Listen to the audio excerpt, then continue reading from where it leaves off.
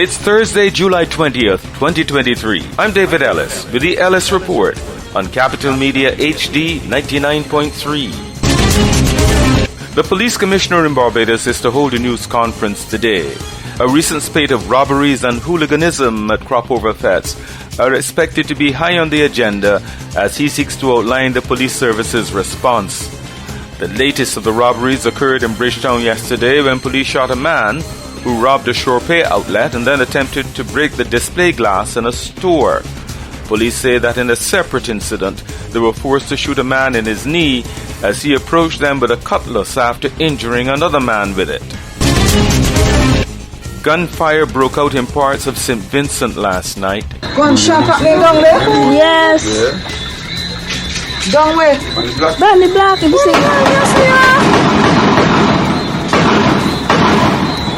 When the shooting was over, several people were left dead. Some reports say at least 5. This morning, the Prime Minister of that country, who is abroad, spoke to the nation via radio, saying that the police and security forces are on high alert.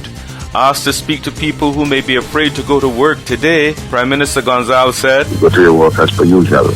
You go over work, we cannot succumb to the criminal." Over 35 people have been killed in St. Vincent so far this year.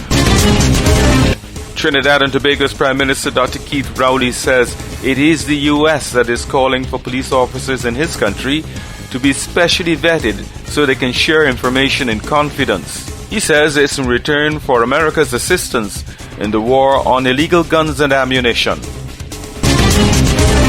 Jamaica's Director of Public Prosecutions, Paula Llewellyn, is recommending a mandatory minimum sentence of 20 years for children found guilty of capital murder.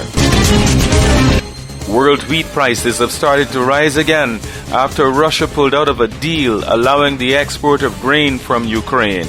Yesterday, wheat futures soared by nearly 9% and are on track to hit their highest level in 3 weeks.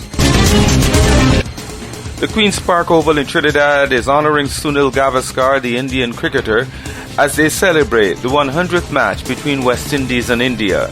President of the Oval, Dr. Nigel Camacho, says they're also pushing a blood drive in honor of Sir Frank Worrell. Many people remember the story of when Nari Contractor was felled by a bouncer by Roy Gilchrist in the 1962 tour, and he needed life-saving surgery from a surgeon in Trinidad and Tobago. But in addition to that, he needed blood, and blood was given readily magnanimously by Sir Frank Worrell and his teammates, and they were able to save his life.